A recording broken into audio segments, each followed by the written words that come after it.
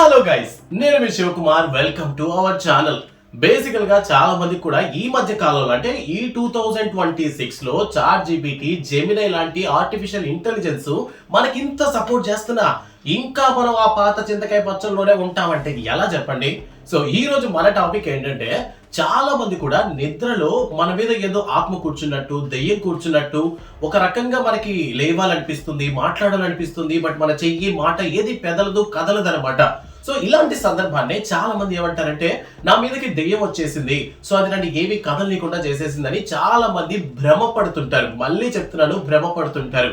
ఎందుకు అంటే, చాలా మంది కూడాను ఒక స్లీపింగ్ స్టేజ్ లోకి వెళ్ళిన తర్వాత చాలా సార్లు వాళ్ళకి మెలకు వస్తుంది. అంటే వాళ్ళ బ్రెయిన్ యాక్టివ్ గా ఉన్నప్పటికీ, నేను ఇప్పుడు కదలాలి, నేను లేవాలి అని బ్రెయిన్ సిగ్నల్స్ ఇస్తున్నప్పటికీ కళ్ళు తెరవలేరు, బాడీని కదపలేరు అనమాట. సో ఈ మూమెంటే చాలా మంది కూడాను దెయ్యం పైన కూర్చుంది, దెయ్యం పైకి ఎక్కేసిందని ఈ విధంగా మనం జనరల్ గా మాట్లాడడం గమనిస్తుంటాం. బట్ దీనికి సంబంధించి యాక్చువల్ గా సైంటిస్టులు చెప్పేటటువంటి విషయం ఏంటంటే, దీన్నే స్లీపింగ్ పారాలిసిస్ అంటారంట. సో బ్రెయిన్ కి సంబంధించి అన్ని విషయాలు యాక్టివ్ గా ఉన్నప్పటికీ, బాడీకి సంబంధించినటువంటి నర్వ్స్ ఏవైతే ఉన్నాయో, సో వాటికి సంబంధించినటువంటి సిగ్నల్స్ ఇవ్వలేకపోవడమే ఈ స్లీపింగ్ పారాలిసిస్ అని చెప్తున్నారు కొంతమంది సైంటిస్టులు. సో ఫారెన్ కి సంబంధించినటువంటి విక్టోరియా అనేటువంటి అమ్మాయి కూడా ఇలాంటి ఒక ప్రాబ్లమే ఫేస్ చేసింది. యాక్చువల్లీ తను పడుకున్న తర్వాత చాలా ప్రశాంతంగానే నిద్ర పెట్టినప్పటికీ కాసేపు తర్వాత తను అన్కంఫర్టబుల్ గా ఫీల్ అవడం మొదలు పెట్టిందంట.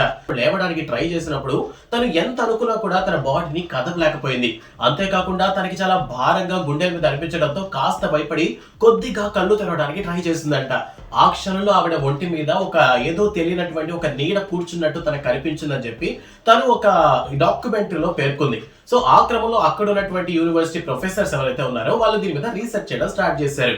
ఈ రీసెర్చ్ లో వాళ్ళకి తెలిసినటువంటి విషయం ఏంటంటే, నార్మల్ గా మెదడు అనేటటువంటిది 24/7 పని చేస్తూనే ఉంటుంది. ఎలాగైతే మన హార్ట్స్, బ్లడ్ సెల్స్ పనిచేస్తాయో, లైక్ అదే వర్షన్లో మన బ్రెయిన్ కూడా కంటిన్యూగా పనిచేస్తుంది. బట్ అది కొంచెం రిఫ్రెష్మెంట్ అవ్వడానికి మనకి ఈ REM అనేటటువంటి ఒక స్టేజ్ లోకి తీసుకెళ్తుంది నిద్రలో. సో ఈ REM అంటే ర్యాపిడ్ ఐ మూవ్మెంట్ అన్నమాట. సో ఈ స్టేజ్ లోనే మనకి డ్రీమ్స్ అనేవి వస్తూ ఉంటాయి. ఈ క్రమంలో ఏమవుతుందంటే, ఈ సబ్ కాన్షియస్ మైండ్ లో ఉన్నటువంటి కొన్ని నర్వ్స్ సరిగ్గా మనం ఇచ్చినటువంటి ఆర్డర్స్ ని ఫాలో అవ్వలేనటువంటి పరిస్థితిలో మనం లేవాలని మన మెదడు చెప్తున్నప్పటికీ మన బాడీ అందుకు సహకరించదు. సో దీన్ని అక్కడ ఉన్నటువంటి ప్రొఫెసర్స్ అందరూ కూడాను స్లీపింగ్ పారాలిసిస్, అదే నిద్ర పక్షవాతం అని చెప్పడం మొదలు పెట్టారు. సో దాని తర్వాత నుంచే చాలా మంది దీనికి సంబంధించి కౌన్సిలింగ్ తీసుకోవడం మొదలు పెట్టారు.